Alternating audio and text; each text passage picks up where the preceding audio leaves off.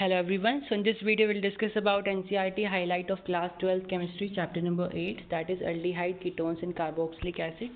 तो इस चैप्टर के NCERT हाईलाइट को डिस्कस करेंगे हम इस पर्टिकुलर लेक्चर के अंदर। तो सबसे पहली बात जो आपको यहाँ से याद रखनी है वो ये है, ये तीनों कंपाउंड के जो ये नीचे कॉमन नेम लिखे हैं, वेरी इंपॉर्टेंट।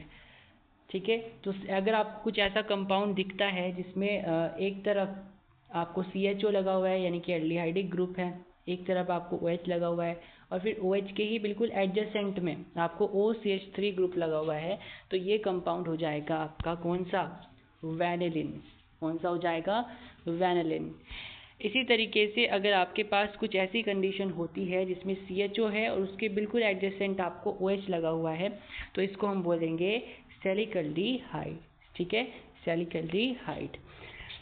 और अगर आपके पास कुछ ऐसी कंडीशन होती है जिसमें आपको एक एंड पर CH double bond CH CHO ऐसा कुछ कंपाउंड लगा हुआ है, तो हम उसको बोलते हैं सिनेमल्डिहाइड। ठीक है, क्या बोलेंगे, सिनेमल्डिहाइड।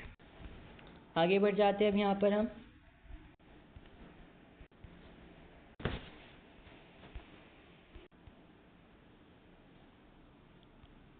केमिकल रिएक्शंस पर आएंगे।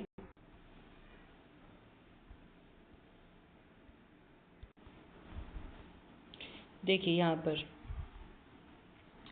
ये देखिए, ये आपको मैकेनिज्म दिया है। किसका मैकेनिज्म दिया है बताइए जल्दी से।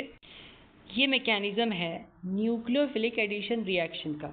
ठीक है, तो ये आपका मैकेनिज्म कौन सा है, एक मिनट, ये मैकेनिज्म है आपका न्यूक्लियोफिलिक एडिशन रिएक्शंस का। तो मतलब न्यूक्लियोफिलिक एडिशन रिएक्शन किस तरीके से होती है, इस पूरे आपको जो है पूरा मैकेनिज्म दिया है, आपको समझ में आएगा। ठीक है, तो सबसे पहले जैसे आपको यहाँ पे दिखाया गया है, ये आपके पास क्या है, ये आपके पास एक कार्बोनिल कंपाउंड, एक कार्बोनिल ग्रुप है। ठीक है, देखिए C double bond O, is it clear. तो आपके पास क्या है, ये एक आपके पास कार्बोनिल ग्रुप है। अब जैसा कि आपको पता है कि C डबल बॉन्ड O और इधर आपके पास दो बॉन्ड और होते हैं, ये होता है आपका कार्बोनिल ग्रुप।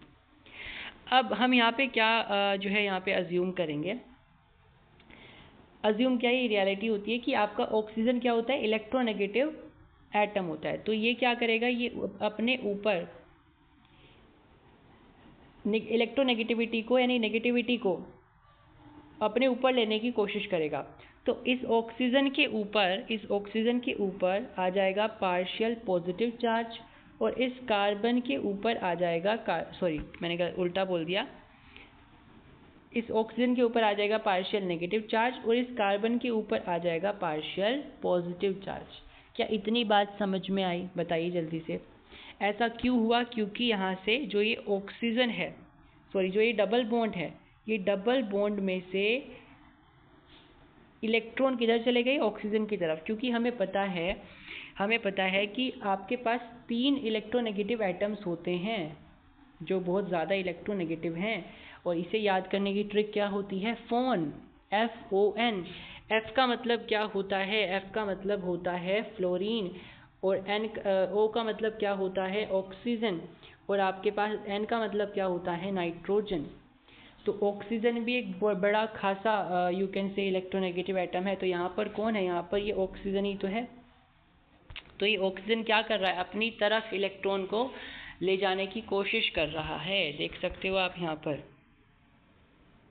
देखिए ध्यान से इस फिगर में, आप ध्यान से देखिए हो क्या रहा है। यहाँ पर ऑक्सीजन ने अपनी तरफ क्या लेकर के गया, ये इलेक्ट्रोनेगेटिविटी लेकर के गया। तो इसके ऊपर पार्शियल नेगेटिव चार्ज आ गया और कार्बन के ऊपर क्या आ गया, partial positive charge. Is it clear. अब हमें देखना है न्यूक्लियोफिलिक रिएक्शन। अब मान लीजिए यहाँ पर ये रखा है न्यूक्लियोफाइल यहाँ पर जैसा कि आप देख भी सकते हो नेगेटिव है। तो न्यूक्लियोफाइल या तो नेगेटिव होता है या फिर न्यूट्रल होता है। जब भी आप मैकेनिज्म समझते हो तो आप मान करके चलते हो कि न्यूक्लियोफाइल नेगेटिव ही है। तो ये जो न्यूक्लियोफाइल नेगेटिव है, ये कहाँ पर जाके जुड़ेगा, कार्बन के पास कि ऑक्सीजन के पास। ध्यान से देखिए, कार्बन के पास आपके पास क्या है, कार्बन के पास पॉजिटिव चार्ज है, वही ऑक्सीजन के पास नेगेटिव चार्ज है। तो बताइए ये न्यूक्लियोफाइल कहाँ जाएगा? न्यूक्लियोफाइल नेगेटिव है तो नेगेटिव पॉजिटिव के पास जाएगा। इसका मतलब क्या है? इसका मतलब ये न्यूक्लियोफाइल जाएगा कार्बन के पास। ठीक है, तो आई थिंक ये चीज़ आपको समझ में आई। ये स्टेप 1 था। अब स्टेप 2 में क्या हुआ? देखिए ये कार्बन है, यहाँ पे इसने दिखाया नहीं अच्छे से। ये जो है आपका यहाँ पर, ये जो आपका है ना यहाँ पे डॉट इन्होंने, ये कार्बन है। ठीक है, तो ये कार्बन है एक तरीके से, इन्होंने इसे रिप्रेजेंट नहीं किया क्योंकि ये बॉन्ड लाइन स्ट्रक्चर है, इसमें रिप्रेजेंट नहीं करते कार्बन को।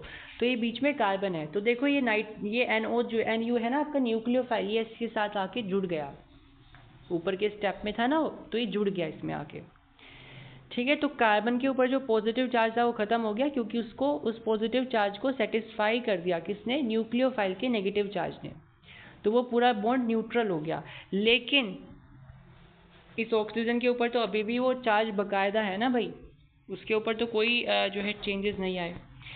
अब हम क्या करेंगे? अब तीसरा स्टेप होता है, हम इसे H+ प्रोवाइड कराएंगे, यानी इसका हाइड्रोलिसिस कर देंगे, है ना। तो जैसे आप इसका हाइड्रोलिसिस करोगे, H+ प्रोवाइड करोगे, देखो हो क्या रहा है यहाँ पर समझिए, इस ऑक्सीजन के ऊपर नेगेटिव चार्ज है। जैसे आप इसका हाइड्रोलिसिस करोगे, हाइड्रोलिसिस का मतलब होता है H+ को ऐड करना, तो ये H+ कहाँ पे जाके अटैच होगा? इस O नेगेटिव के ऊपर, क्योंकि ऑक्सीजन के ऊपर माइनस का चार्ज है, -1 का, और आपका जो H है उसके ऊपर +1 का चार्ज है। तो ये दोनों आपस में आके कनेक्ट हो जाएंगे। तो देखिए आपके पास क्या स्ट्रक्चर बना, यहाँ पे OH जुड़ गया, नहीं जुड़ गया? तो आपके पास इस तरीके से रिएक्टिविटी होती है। किसकी रिएक्टिविटी है ये? न्यूक्लियोफाइल की addition reactivity towards what? Towards carbonyl compounds. I think आपको चीज़ें समझ में आ गई होंगी। अब और यहाँ पर कुछ आपको क्या समझना है, ध्यान से सुनते हुए चलेंगे। यहाँ पे लिखा है electronically aldehydes are more reactive than ketones because 2 alkyl groups reduce the electrophilicity of the carbonyl carbon more effectively than in former। यानी यहाँ पे ये बताने की कोशिश है, देखिए बेसिक से समझेंगे। आपको पता है कि आपका जो कार्बोनिल होता है वो इस तरीके का होता है। अब इस कार्बोनिल के ऊपर अगर मैं, देखिए यहाँ पर ध्यान से देखेंगे, ये आपके पास इस तरीके से हम इसकी 2 डेरिवेटिव बनाने की कोशिश करेंगे। इस तरीके से ये मैंने पहला डेरिवेटिव बनाया। मैंने क्या किया इसमें? मैंने ये काम करा कि मैंने इस C+O में यही 2 बॉन्ड लगे हुए थे ना, इसमें मैंने एक बॉन्ड पे तो क्या लगा दिया? एक बॉन्ड पे तो मैंने हाइड्रोजन लगा दिया और एक बॉन्ड पे मैंने कोई एल्काइल ग्रुप लगा दिया।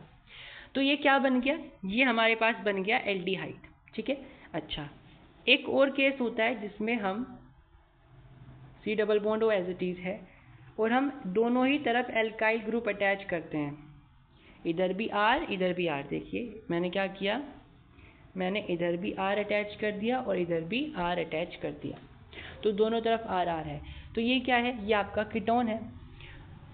तो यहाँ पर क्या कहने की बात हुई है कि जो आपकी इलेक्ट्रोफिलिक रिएक्शंस होती है ना, जो मैंने अभी लाइन बताई आपको, वो ज़्यादा अच्छी होती है एल्डिहाइड में compare to what? Compare to ketone. ऐसा क्यों है? क्योंकि ध्यान से देखिए तो कीटोन में सिर्फ एक एल्काइल ग्रुप है भाई, हाइड्रोजन तो का तो कोई सच स्टेरिक इफेक्ट होता ही नहीं है। स्टेरिक इफेक्ट मतलब रुकावट करने वाला, इलेक्ट्रॉन को रोकने वाला। तो H+ का तो ऐसा कोई है ही नहीं रोल, लेकिन एल्काइल ग्रुप का होता है। अब यहाँ पर एक ही एल्काइल ग्रुप है तो इसका इतना सच कोई ऐसा जिसका कोई बहुत ज़्यादा स्टेरिक इफेक्ट नहीं होगा। लेकिन अगर आप इधर देखो तो इधर आपके पास 2 एल्काइल ग्रुप हैं, यानी कि ये इलेक्ट्रॉन को रोकने की बहुत ज़्यादा कोशिश है जो करने वाले हैं, यानी इलेक्ट्रोफिलिक रिएक्शंस को रोकने की कोशिश करेंगे। इसीलिए यहाँ पर लिखा है आपके पास कि जो आपकी इलेक्ट्रोफिलिक रिएक्शंस होती है वो एल्डिहाइड में ज़्यादा होती है दैन द कीटोन। ठीक है, आई रियली होप कि आपको यहाँ से चीज़ें समझ में आई है।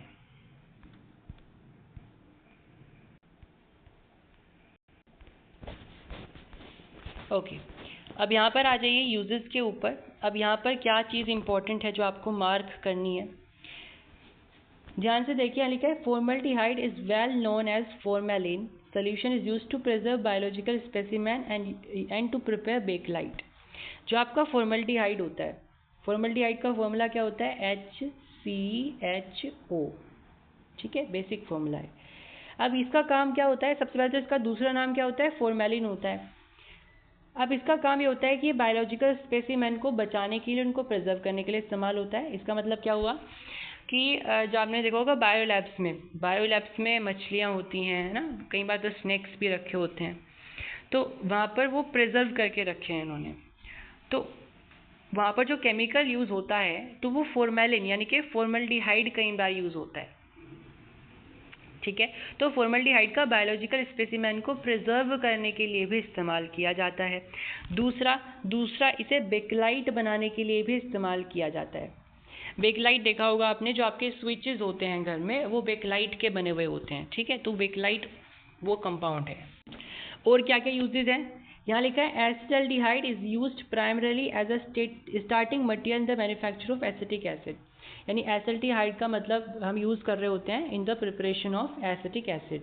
एसिटिक एसिड को बनाने के लिए जो शुरुआती कंपाउंड हम यूज़ करते हैं वो होता है एसिटाल्डिहाइड, ठीक है। और सिर्फ एसिटिक एसिड ही नहीं बल्कि ethyl acetate, vinyl acetate, polymers, drugs, इतने सारे कंपाउंड बनाने के लिए हम सबसे पहला स्टार्टिंग का जो कंपाउंड यूज़ कर रहे होते हैं वो एसिटाल्डिहाइड ही यूज़ कर रहे होते हैं, ठीक है। फिर यहाँ पे क्या लिखा है? Benzaldehyde is used in the perfumery and the dye industry. जो बेंजल्डिहाइड होता है उसका यूज़ हम परफ्यूमरी यानी परफ्यूम्स बनाने के लिए इस्तेमाल कर रहे होते हैं। इवन डाई इंडस्ट्री में भी इसका इस्तेमाल होता है। डाई तो समझते हो, डाई करने के लिए कपड़ों को या किसी और चीज़ को, तो डाई करने के लिए इस्तेमाल होता है।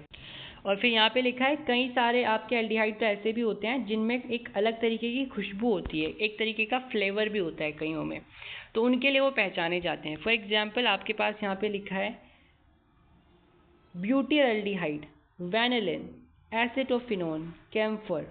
तो ये सारे जो कंपाउंड होते हैं या तो इनके पास एक अलग सी खुशबू होती है या फिर इनका एक अलग फ्लेवर होता है जिनके लिए इनको यूज़ में लिया जाता है।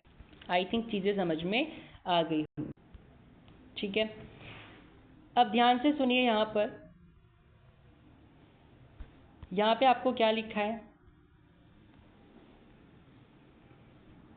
In carboxylic acid the bonds to the carboxyl carbon lie in the plane and are separated by the angle of 120 degree। तो जो कार्बोक्सिल कंपाउंड्स होते हैं उसमें जो बॉन्ड एंगल होता है वो कितने का होता है? वो 120 डिग्री का आपको देखने को मिलता है, ठीक है। आगे बढ़ जाते हैं। देखिए यहाँ पर आपको मैकेनिज्म समझाया गया है एस्टरिफिकेशन का। एस्टरिफिकेशन क्या होता है? एस्टरिफिकेशन में हम कार्बोक्सिलिक एसिड को किसी अल्कोहल में मिलाते हैं in the presence of strong acid, ठीक है। तो हमें क्या मिलता है? एक परफ्यूमरी स्वीट स्मेलिंग कंपाउंड मिलता है जिसको हम एस्टर बोलते हैं। उसी को बनाने की जो प्रक्रिया होती है इसको हम एस्टरिफिकेशन कहते हैं, ठीक है। तो हमने सबसे पहले क्या किया? इसमें हमने सबसे पहले कार्बोक्सिलिक एसिड ले ली और इसकी रिएक्शन किससे कर दी? H+ मतलब H2SO4 से करी। H2SO4 ही हमें क्या देता है? H+ रिटर्न करता है। अब क्या होगा यहाँ पर? क्या होगा जैसे ही आपने इस H+ की रिएक्शन करी तो देखिए इंटरनली क्या हुआ। ध्यान से सुनेंगे, यहाँ पर जूम करके ध्यान से देखेंगे क्या हुआ। देखिए अगेन ये जो ऑक्सीजन है, ये ऑक्सीजन एक कैसा कंपाउंड है? ये इलेक्ट्रोनेगेटिव है, तो अपने ऊपर ये नेगेटिव चार्ज लेकर के आएगा और कार्बन के ऊपर पॉजिटिव चार्ज लेकर के आएगा, ठीक है।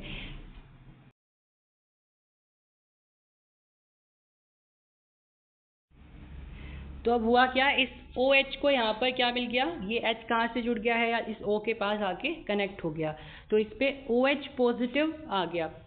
पॉजिटिव क्यों आया? क्योंकि अगर हम पुराने वाले O को देखें तो उसके ऊपर कोई चार्ज नहीं था, वो न्यूट्रल था। तो उस न्यूट्रल के पास H पॉजिटिव आ गया तो डेफिनेटली वो पॉजिटिव चार्ज तो अब आपस में अलग से दिखेगा, उसका तो कोई न्यूट्रल होगा नहीं, तो इसलिए वो H पॉजिटिव अलग से दिखाई दे रहा है यहाँ पे। तो हमें दिख रहा है यहाँ पे OH पॉजिटिव, ठीक है। अब क्या होगा? फिर से हमने क्या किया? इसकी ROH, अब हमने क्या किया? ROH से रिएक्शन करी, क्योंकि हमने बेसिक रिएक्शन जो पढ़ी है एस्टरिफिकेशन की, वो क्या होती है कि हम इसमें बेस में क्या मिलाते हैं, बेस में हम कोई कार्बोक्सिलिक एसिड मिला देते हैं, ठीक है, तो कार्बोक्सिलिक एसिड मिलाते हैं। अब हम अगर इसको ध्यान से देखें तो हमने यहाँ पर एसिड तो पहले ही मिला रखी है, देखिए ध्यान से देखिए, ये क्या है, ये एसिड है, तो एसिड का काम तो हम पहले ही कर चुके हैं। अब हमें क्या करना है यहाँ पे, अब हमें बेस का काम करना है, तो अब हमने यहाँ पे बेस ऐड कर दिया। Is it clear? अब इस बेस के पास क्या है, इस बेस के पास ये लोन पेयर है, ये देखिए ये लोन पेयर दिखाई दे रहा है। तो जब भी कहीं पे लोन पेयर होता है सबसे पहले वही अटैक करता है, किसके ऊपर अटैक करता है, सेंट्रल एटम के ऊपर अटैक करता है। अब इस पर्टिकुलर कंपाउंड में सेंट्रल एटम क्या है, कार्बन है, तो जो अल्कोहल का या बेस का जो आपके पास लोन पेयर है वो किस पे जाके अटैक होगा, वो किस पे जाके अटैच होगा, वो जाके अटैच होगा सेंट्रल एटम के पास। सेंट्रल एटम कौन है, ये कार्बन है, ठीक है। तो अब देखिए क्या रिजल्ट आया हमारे पास, ध्यान से देखेंगे, कंपेयर करिए और पहले क्या था अब क्या आया। अब देखा जाए तो यहाँ पर ये जो कार्बन था इसके पास यहाँ पर ये OH यानी कि ऑक्सीजन के साथ R लगा है, R' और H ये आके कनेक्ट हो गया है, ठीक है। अब ध्यान से देखिए तो आपको पता चलेगा कि इस ऑक्सीजन के ऊपर पहले क्या था, पहले पॉजिटिव चार्ज था लेकिन अब पॉजिटिव चार्ज नहीं है। तो ऐसा क्या हुआ इसके साथ कि यहाँ पर पॉजिटिव चार्ज हट गया इसके पास।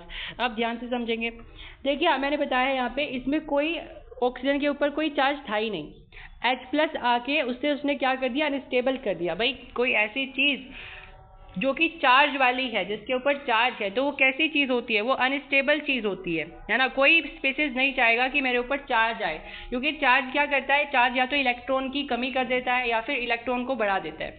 अगर इलेक्ट्रॉन बढ़े हुए हैं तो नेगेटिव चार्ज आता है, अगर इलेक्ट्रॉन की कमी है तो पॉजिटिव चार्ज आता है। अब यहाँ पे पॉजिटिव चार्ज है यानी यहाँ पे इलेक्ट्रॉन की कमी है।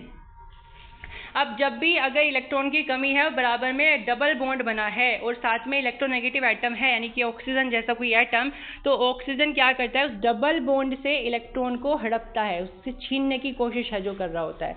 अब यहाँ पर ये ऑक्सीजन क्या करेगा, ये ऑक्सीजन इस डबल बॉन्ड से अपनी तरफ क्या लेकर के जाएगा, लोन पेयर लेकर के जाएगा, इसीलिए ये पॉजिटिव चार्ज यहाँ से हट गया। देखो ये वाला जो है यहाँ पे OH लगा है ना, इसके ऊपर कोई भी पॉजिटिव चार्ज नहीं है, क्योंकि लोन पेयर ने क्या किया, जो ऑक्सीजन है उसने क्या किया, डबल बॉन्ड से लोन पेयर को उसने हथिया लिया। तो यहाँ पे जो पॉजिटिव चार्ज था अब वो न्यूट्रल हो गया है, यहाँ पे कोई भी चार्ज, आपको एक्सेसिव चार्ज यहाँ पे देखने को नहीं मिलेगा, ठीक है। अच्छा अब देखा जाए तो ये OH है, तो ये ऑक्सीजन जाके कार्बन से डायरेक्टली अटैच होगा। देखिए ये आपके पास है ये जो स्पीसीज है ये दोनों सेम है, ठीक है। अब देखा जाए तो यहाँ पे R जाके अटैच नहीं हुआ कार्बन के साथ, बल्कि कौन अटैच हुआ, ऑक्सीजन। ऐसा क्यों, क्योंकि ऑक्सीजन के ऊपर ही तो क्या था, ऑक्सीजन के ऊपर ही तो लोन पेयर था, तो लोन पेयर जाके अटैक करता है किसके ऊपर, कार्बन के ऊपर। तो इसीलिए सब जो कार्बन से डायरेक्टली अटैच होगा वो सबसे पहले या कौन होगा डायरेक्टली अटैच, ऑक्सीजन होगा, ठीक है। तो इसलिए ऑक्सीजन हमने डायरेक्टली उससे अटैच कर दिया और बाकी के साइड में आ गए। अब जब भी लोन पेयर, देखिए ध्यान से सुनेंगे, ध्यान से देखिए, यहाँ पर हुआ क्या, लोन पेयर जाके इसके साथ जाके अटैच हो रहा है, तो यानी लोन पेयर उसके पास जाके बॉन्ड फॉर्मेशन कर रहा है, यानी बॉन्ड यानी कि जो लोन पेयर था ना उसको यूज में ले लिया इन्होंने, अब उसके ऊपर लोन पेयर नहीं है, यानी ऑक्सीजन के ऊपर से लोन पेयर छीन लिया गया। और अगर लोन पेयर छीन लिया गया किसी इलेक्ट्रोनेगेटिव एटम के ऊपर से, तो उसके ऊपर कैसा चार्ज आता है, उसके ऊपर पॉजिटिव चार्ज आता है। लोन पेयर का मतलब क्या है कि इलेक्ट्रॉन का पेयर उसने हड़प लिया, उसने छीन लिया, तो इलेक्ट्रॉन की कमी हो गई यानी कि पॉजिटिव चार्ज आ गया। तो इस ऑक्सीजन के ऊपर अब कैसा चार्ज आ गया है, इस ऑक्सीजन के ऊपर अब पॉजिटिव चार्ज आ गया। अच्छा इसके बाद क्या होगा, अब होगा प्रोटॉन ट्रांसफर। क्यों होगा ऐसा, क्योंकि देखा जाए तो इसके ऊपर क्या है, ये पॉजिटिव चार्ज है, इस ऑक्सीजन के ऊपर क्या है, पॉजिटिव चार्ज है। तो ये पॉजिटिव चार्ज क्या करेगा, अपने आप को न्यूट्रल बनाने की कोशिश करेगा, और न्यूट्रल बनाने का सबसे अच्छा तरीका है प्रोटॉन को डोनेट कर दो, क्योंकि पॉजिटिव चार्ज कब आता है, पॉजिटिव चार्ज तब आता है जब प्रोटॉन्स की क्या हो जाती है, संख्या बढ़ जाती है। कंफ्यूज नहीं होना है, मैंने बताया था इलेक्ट्रॉन की कमी होने से पॉजिटिव चार्ज आता है, साथ में प्रोटॉन्स की बढ़ोतरी यानी प्रोटॉन्स के इंक्रीमेंट से भी पॉजिटिव चार्ज आता है। तो दो तरीके होते हैं पॉजिटिव चार्ज आने के। तो यहाँ पर हम कैसे इस पॉजिटिव चार्ज को हटा सकते हैं? इस पॉजिटिव चार्ज को हटाने का तरीका है कि इस H प्लस को यहाँ से हटा दो। H प्लस को क्यों हटा रहे हैं? क्योंकि जो आपका H प्लस होता है उसी को तो प्रोटॉन कहा जाता है। तो आपने क्लास 11th में पढ़ा होगा, तो प्रोटॉन का जो सिंपलेस्ट फॉर्म होता है वो क्या होता है? H प्लस ही तो होता है। तो H प्लस ही तो प्रोटॉन है। यानी अगर हम यहाँ से H प्लस को रिमूव कर दें तो ये पॉजिटिव जो ऑक्सीजन के ऊपर साइन लगा है ये हट जाएगा। ठीक है, तो हम क्या कर रहे हैं? हम यहाँ पर प्रोटॉन का ट्रांसफ़र कर रहे हैं। तो देखिए, आप कंपेयर करिए दोनों को कंपेयर करिए। तो इस ऑक्सीजन के ऊपर कोई भी अब पॉजिटिव चार्ज नहीं है। Is it clear? आपको समझ में आया? अच्छा, ये जो H है ना, ये कहीं भाग नहीं जाएगा। हालांकि ये ऑक्सीजन से अलग हो जाएगा, लेकिन ये अभी यहीं पर है। इसका यूज़ भी होगा आगे। क्या यूज़ होगा? ध्यान से समझिए यहाँ पर। अब देखिए, ये जो H यहाँ से लगा हुआ था, ये H यहाँ से हट के अब यहाँ पे आ गया। ठीक है, तो ये जो H था ना, वो हट के यहाँ पर आ गया। ठीक है, इज इट क्लियर? अच्छा, अब देखिए, इस ऑक्सीजन के ऊपर तो लोन पेयर है ही ऑलरेडी। तो ये ऑक्सीजन क्या करेगा? इधर से लोन पेयर डोनेट करेगा और ये वाला जो बॉन्ड है ये इधर से टूटने की कोशिश करेगा। क्यों? देखिए दोबारा से क्या हुआ, सुनेंगे। ये जो H हमने यहाँ से हटाया, ये यहाँ से तो हट गया ऑक्सीजन से, लेकिन ये अटैच कहाँ पे हो गया? इस OH पे जाके हो गया। समझ में आई बात?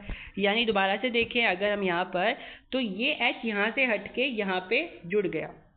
अब ये जो OH है ना यहाँ पे, ये तो न्यूट्रल है, इसके ऊपर कोई भी चार्ज नहीं है देखा जाए तो। लेकिन क्योंकि अगर एक एडिशनल H प्लस आ जाएगा तो इसके ऊपर ओवरऑल चार्ज कैसा आएगा? इसके ऊपर ओवरऑल चार्ज पॉजिटिव का आ जाएगा। तो इसलिए देखो यहाँ पे O प्लस HH, यानी O प्लस H2 है बेसिकली। तो ये कोई स्टेबल कंपाउंड नहीं होता है, इसलिए ये क्या करेगा? इसलिए ये अपने आप को यहाँ से हटाने की कोशिश करेगा। ठीक है, क्योंकि देखा जाए तो इसमें देखो एक पॉजिटिव एक्स्ट्रा है। तो अगर ये वाला बॉन्ड टूट जाए कार्बन के साथ वाला, तो ये पॉजिटिव चार्ज सेटिस्फाई हो जाएगा और ये पूरा H2O बन जाएगा। देखो 2 H है और एक ऑक्सीजन है इसके पास। तो अगर ये कार्बन वाला बॉन्ड इसके साथ टूट जाए तो ये वाटर बन के बाहर निकलेगा। ठीक है, तो इसलिए हमने क्या किया? ये हटा दिया और देखो वाटर बन के बाहर निकल गया।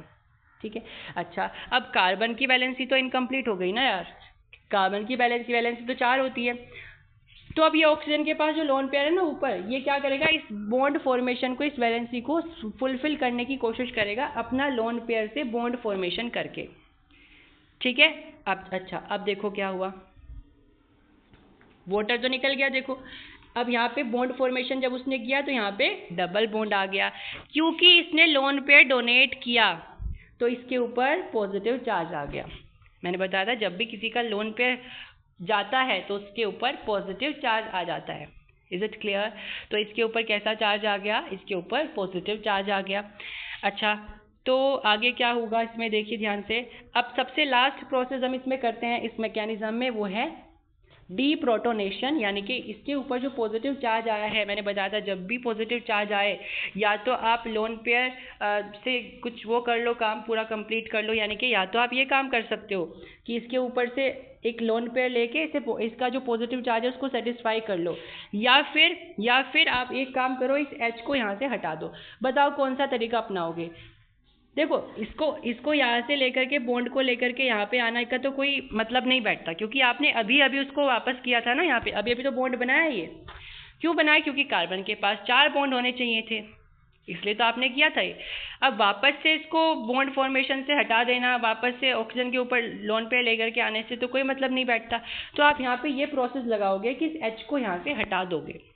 अच्छा, तो जैसे ही यहाँ पे H होगा, H रिमूव होगा, इसको हम कहेंगे डीप्रोटोनेशन, मतलब प्रोटॉन का रिमूवल हो गया और आपके पास कुछ ऐसा कंपाउंड बनके तैयार हो गया।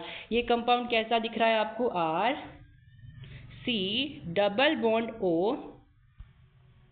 ध्यान से देखिए, यहाँ पर देखिए, ये है RC डबल बॉन्ड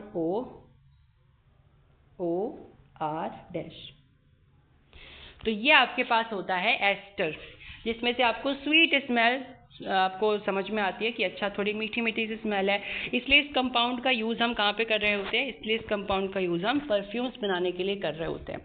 ठीक है, आई थिंक चीज़ें समझ में आई।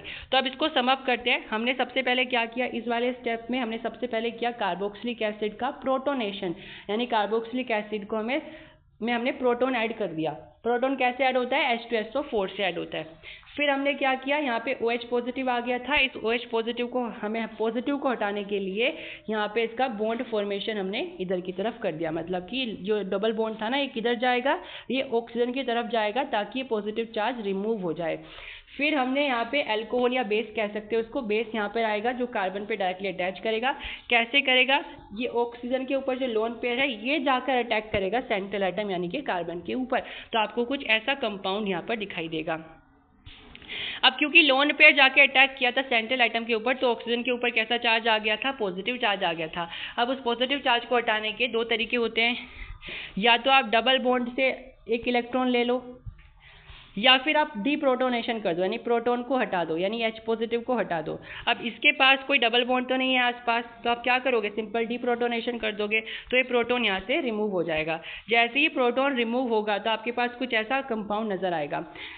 अब ये जो H यहाँ से हटा था ना, ये जाके अटैच होगा इस वाले OH के पास। तो ये OH के पास जैसे अटैच होगा तो ये OH2 पॉजिटिव आ जाएगा, तो जो कि अनस्टेबल कंपाउंड है, जो कि अपने आप को स्टेबल करने की कोशिश करेगा। कैसे स्टेबल होगा? ये कार्बन से दूर हटके, यानी यहाँ से अपना बॉन्ड तोड़ लेगा और वाटर की तरह रिमूव हो जाएगा, यानी H2O यहाँ से निकल जाएगा। अब कार्बन के पास 4 वैलेंसी होनी चाहिए, तो इसलिए ये वाला जो ऑक्सीजन है, ये जो OH है यहाँ पे, इसका जो ऑक्सीजन है क्या करेगा? मेहरबानी दिखाएगा और अपना लोन पेयर किसे डोनेट कर देगा? कार्बन और अपने बीच का जो बॉन्ड है ना, उसे डोनेट कर देगा। तो पहले वो सिंगल बॉन्ड था, लेकिन जैसे ही लोन पेयर आया उससे वो डबल बॉन्ड बन गया। 11th में पढ़ा होगा ना, लोन पेयर डोनेट करने से ऐसे बॉन्ड के बीच में बॉन्ड बन जाता है ना। चलो, तो यहाँ पे डबल बॉन्ड बन गया, लेकिन क्योंकि ऑक्सीजन ने अपना लोन पेयर वापस कर दिया, तो ऑक्सीजन के ऊपर कैसा चार्ज आ गया? पॉजिटिव आ गया। अब इस पॉजिटिव चार्ज को हैंडल करने के लिए आप डीप्रोटोनेशन कर दोगे और देखो हमारे पास एस्टर बन गया। तो आई थिंक आपको प्रोसेस समझ में आ गया। Is it clear? आगे बढ़ जाते हैं।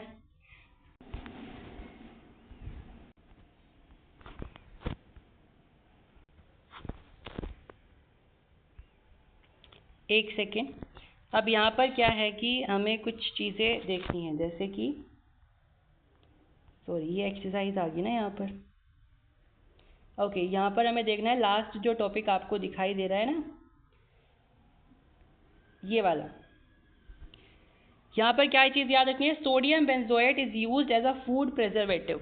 ठीक है, जो सोडियम बेंजोएट होता है हमारे पास, उसका यूज़ हम फूड प्रिजर्वेटिव की तरह करते हैं।